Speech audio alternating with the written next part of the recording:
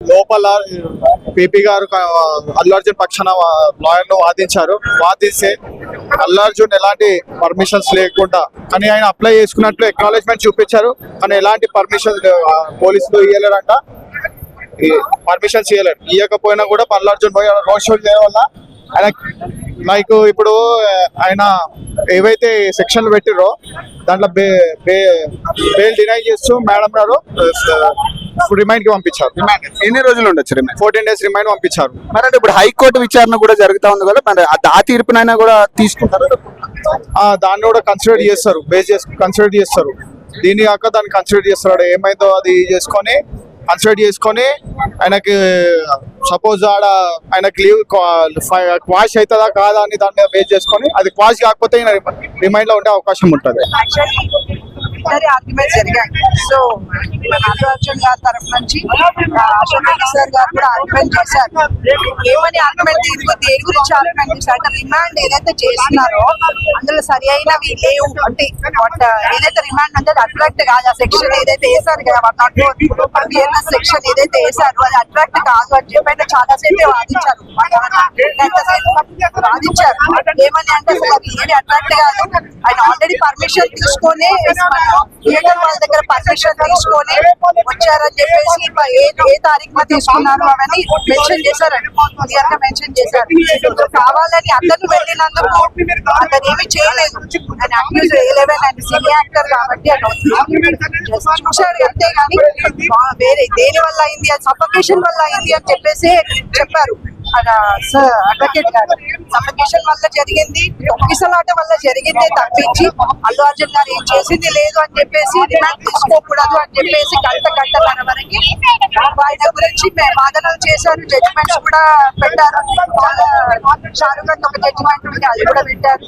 చాలా జడ్జిమెంట్స్ కూడా పెట్టారు. ఏమని అంటే రిమాండ్ అనేది తీసుకోకూడదు, ఏ సెక్షన్ అట్రాక్ట్ కాదు కాబట్టి ఆ బేసిస్ పైనే మీరు రిమాండ్ అనేది రిజెక్ట్ చేయాలి అని చెప్పి చేశారు. సో రిమాండ్ రిజెక్ట్ చేసి బెయిల్ గురించి ఆలోచన అవసరం లేదు. సో అతను అల్లు అర్జున్ గారు ఏంటంటే అతను చేశాడు ఎక్కడ ప్రూవ్ అయితే లేదు. ఏదైతే రిమాండ్ కేసు డైరీ ప్రకారం కానీ ఎఫ్ఐఆర్ రిపోర్ట్ ప్రకారం అతను చేసింది ఏమీ లేదు. అతను అదే సెలబ్రిటీగా అతను ఆల్రెడీ పర్మిషన్ తీసుకొని థియేటర్ కి వచ్చారు తప్పించి అందులో ఎవరు లేదు. దాని గురించి వాదన జరిగింది. ఇద్దరి పక్షాల వాదన విన్నారు జడ్జి గారు. లాస్ట్ కి రిమాండ్ తీసుకోమన్నారు. కాకపోతే ఆయన రిమాండ్ తీసుకోకూడదని అశోక్ సార్ కానీ మేము కూడా A16 A17 మేము కూడా పిటిషన్ వేసాం. A16 A17 వినయ్ మేము వాళ్ళ అడ్వకేట్స్. సో ఆల్రెడీ రిమాండ్ అయింది కాబట్టి సార్ కూడా ఉంది మా సార్ కాబట్టి అని చెప్పేసి మేము కూడా విన్నాము. రిమాండ్ కోసమే గంట వరకు వాదించాలండి. రిమాండ్ రిజెక్ట్ చేసి జైలుకి తీసుకెళ్ళమని చెప్పేసి జడ్జి గారు ఇచ్చారు.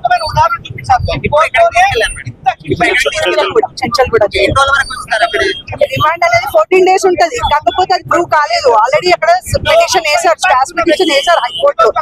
సో అది కూడా అవుతుంది, అది కూడా ప్రాసెస్ లో ఉంది. అది కూడా ఆర్డర్ మోషన్ లో పెట్టారు 4:30 వరకు. ఆర్డర్ కూడా రాలేదు.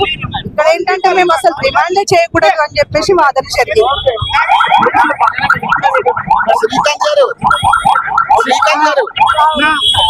చనిపోవడానికి కారణము వీళ్ళు చేసిన ఈవెంట్ లో వచ్చారు.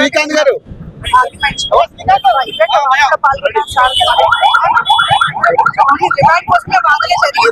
రిమాండ్ రిజెక్ట్ చేయమని వాదన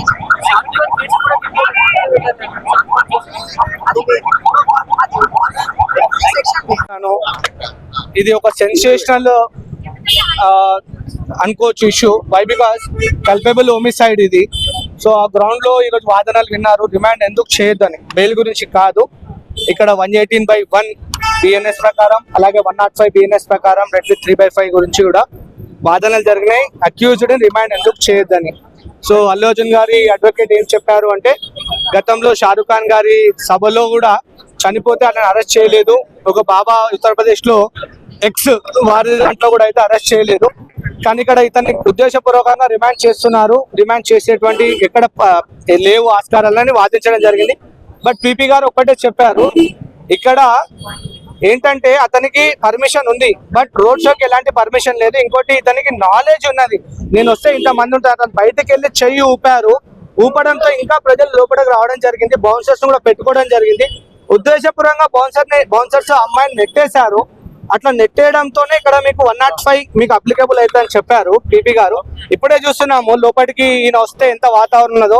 అండ్ మేము కూడా గమనించాం అల్లు అర్జున్ గారు చాలా సొఫిస్టికేటెడ్ అవుతున్నారు ఇక్కడే మా కోర్టులోనే. సో అక్కడ అంతమంది జనంలో అమ్మాయి ఏ విధంగా సొఫిస్టికేటెడ్ అంతా చూసాం కదా.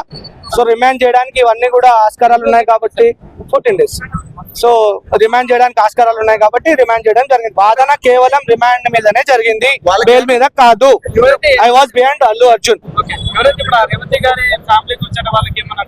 అంటే వారి గురించి పీపీ గారు ప్రస్తావన తెచ్చారు. ఒక తల్లిని కోల్పోయినటువంటి వ్యక్తి వెంటిలేటర్ మీద ఉన్నాడు బిడ్డ.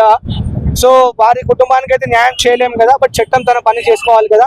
సో ఆ విధంగా ఆర్గ్యుమెంట్ చేయడం జరిగింది. ఈ రోజు పుష్ప తగ్గేదిలే, చట్టం కూడా తగ్గేదిలే. అల్లు అర్జున్ తో పాటు 17 మంది పేర్లు నమోదు చేశారు. ఇందులో సామాన్యులు అంటే అల్లు అర్జున్ గారు సినిమా చూడడానికి వచ్చిన వాళ్ళ పేర్లు కూడా నమోదు చేశారు. సినిమా థియేటర్ దగ్గర కొంతమంది బ్యానర్ రాశారు ఏమని, శుభాకాంక్షలు అది. అక్కడ ఫొటోస్ చూసి ఆ ఫొటోస్ లో ఉన్న వాళ్ళ పేర్లు కూడా దీంట్లో నమోదు చేశారు. ఈ విషయం మేము చెప్పడం జరిగింది. ఇది సెషన్స్ కోర్టు కాదు కాబట్టి, ట్రయల్ కోర్టు ఈ మాట అయినది కాబట్టి ఏం చేయలేకపోయింది. మా ఆర్గ్యుమెంట్స్ ఏదో రేపు మేము సెషన్స్ కోర్టులో చెప్పి వాళ్ళు పేరు అంటే ఇప్పుడు హైకోర్టులో కూడా తీర్పు రావాల్సి ఉంది. సో ఒకవేళ అక్కడ క్వాష్ అయితే ఏంటి పరిస్థితి? హైకోర్టులో స్క్వాష్ అయితే స్క్వాష్ ఆర్డర్ పెట్టేసి మనం తీసుకొని రావచ్చు. మరి ఇప్పుడు ఎక్కడికి తరలించినట్టు? ఇప్పుడు జడ్జిలు కూడా జైలుకి తరలించారు. ఎందుకంటే ఈ కోర్టులో బెయిల్ ఆర్గ్యుమెంట్ చేయడానికి వీలు లేదు. ట్రయల్ కోర్టు ఇది. దీంట్లో రిమాండ్ చేయకూడదు. అసలు ఆయన ఇన్వాల్వ్మెంట్ లేదు కేసులో. ఆయన తెలియకుండా ఇవన్నీ జరిగినాయి అనేసి వాదన జరగడం జరిగింది. సో బెయిల్ కావాలంటే మనం సెషన్స్ కోర్టులో వేయాలి. సెషన్స్ కోర్ట్ మరి మండే రోజు స్టార్ట్ అవుతుంది. సో అందులో మన ఆర్గ్యుమెంట్స్ పెడతాం.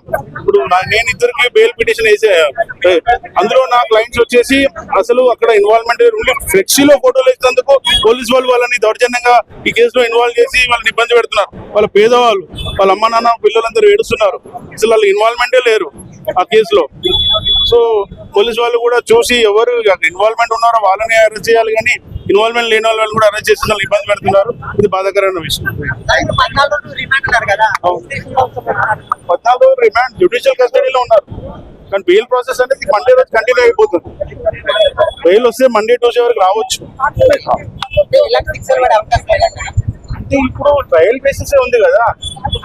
ఇప్పుడు ఇక్కడ ఏది ప్రూవ్ కాలేదు. ఓన్లీ జ్యుడిషియల్ కస్టడీలో ఉన్నారు, వాళ్ళు జైల్లో లేరు. జ్యుడిషియల్ కస్టడీలో విచారణ జరుగుతుంది. విచారణ చేసినప్పుడు బెయిల్ తీసుకునే అవకాశం ఉంటుంది, వచ్చే అవకాశాలు కూడా ఉన్నాయి. ఎప్పుడు బెయిల్ వస్తే అప్పుడు బయటకు వచ్చేది.